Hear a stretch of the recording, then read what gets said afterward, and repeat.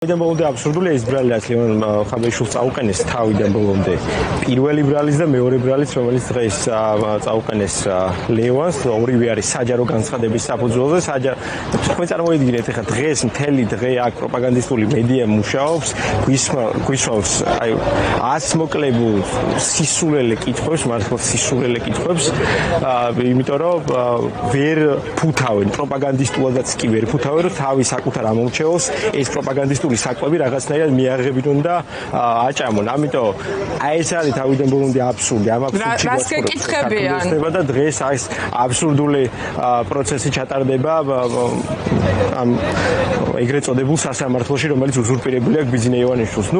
აზრს მოკლებულ კითხვებს თვითონაც არიციან მოედებიან საერთოდ, რომ რაღაც შეურაცხყოფილად იგრძნო თავი თითქოს ვიღაცა სამმა სპეცრაზმებმა და აი ამასთან დაკავშირებით, ამიტომ დაიწყო რაღაც გამოძიება და შემდგომში ეს არის თავიდან ბოლომდე აბსურდი. როგორ შეიძლება საჯარო განცხადება რაიმე ფორმით იყოს დანაშაული, ხო?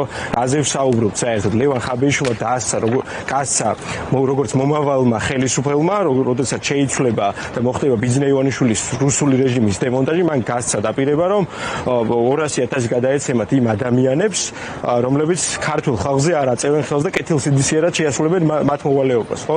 როგორც მომავალმა ხელისუფლებმა გასცა ეს დაპირება. რაც შეეხება ხა მეორე ბრალს, ხო? მეორე ბრალის თავიდან ბოლომდე აბსურდულია, როგორ შეიძლება სახელმწიფო გადატრიალებაზე ისაუბრო საჯარო და ეს იყოს დანაშაულის შემცველი. ამაში რომ რაიმე დანაშაულის შემცველი ყოფილიყო, საჯაროდ ხوار გამოვიდოდა ლევანი და რაიმე სხვა რუსაუბრებდა. თქვენ გახსოვთ სხვადასხვა 2016 წელს, 2020 წელს ყოველთვის ხსრავდნენ ესენი საქმეებს სახელმწიფო გადატრიალებას და მე იქ ჰქონდათ რაღაც კონსპირაციული ჩანაწერები და ასე შემდეგ. ამ შემთხვევაში არ არსებობს არანაირი ფაქტი, რომელიც გაუავლენს რაიმე დანაშაულს. ეს არის მხოლოდ რაღაც საჯარო განცხადების საფუძველზე წაყენებული ბრალი, რომელიც რა თქმა უნდა თავიდან ბოლომდე ფარსია და რა თქმა უნდა თავიდან ბოლომდე აბსურდულია.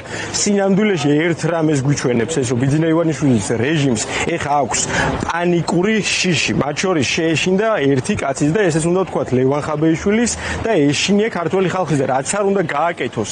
ეხა რაც არ უნდა გააკეთოს, ვინც არ უნდა დაიჭიროს, ლევან ხაბეიშვილს დაიჭერს, მე დამიჭერს, თუ სხვას დაიჭერს, ქართველი ხალხის ამ ნებას და ამ სურვილს ვერ შეაჩერეს. ხელოვნური კი არ იყო ის, რაზეც ლევან ხაბეიშვილი საუბრობდა ეთერებში. ეს არის ბუნებრივად ხალხში არის ეს ბრაზი, ეს წუხილი არის ხალხში, რომ მშვიდობიანი ცვლილებები და მშვიდობიანი რევოლუცია უნდა მოხდეს ამ ქვეყანაში, იმიტომ რომ შენ არჩევნების გზით არ გინდა წასვლა. შენ გაქვს უზურპირებული სასამართლო, შენ გაქვს უზურპირებული ყველა სახელმწიფო ინსტიტუტი. არ არსებობს ამ ქვეყანაში სამართალი, არ არსებობს ამ ქვეყანაში შენი გამართლებელი ადამიანი, რომელიც დაიცავს შენ სამართალს და ამოვიდა ამ ხალხს ყელში და ამიტომ დადგება ეს ცვლილებები და რაც არ უნდა გააკეთოს ეხა და ვინც არ უნდა დაიჭეროს, ამით შეგვაშინებს კი არა. კიდე უფრო გაგვაბრაზდეს და მიმართავ ჩმორ მამუკა მდინარაძეს, რომელიც ეხა დაკავებული ამ ფარსის შეთხსვით. არავის არ ეშინია შეჩმორო. არავის არ ეშინია, ვინც არ უნდა დაგვიჭირო, ქართველი ხალხი არის თქვენ წინა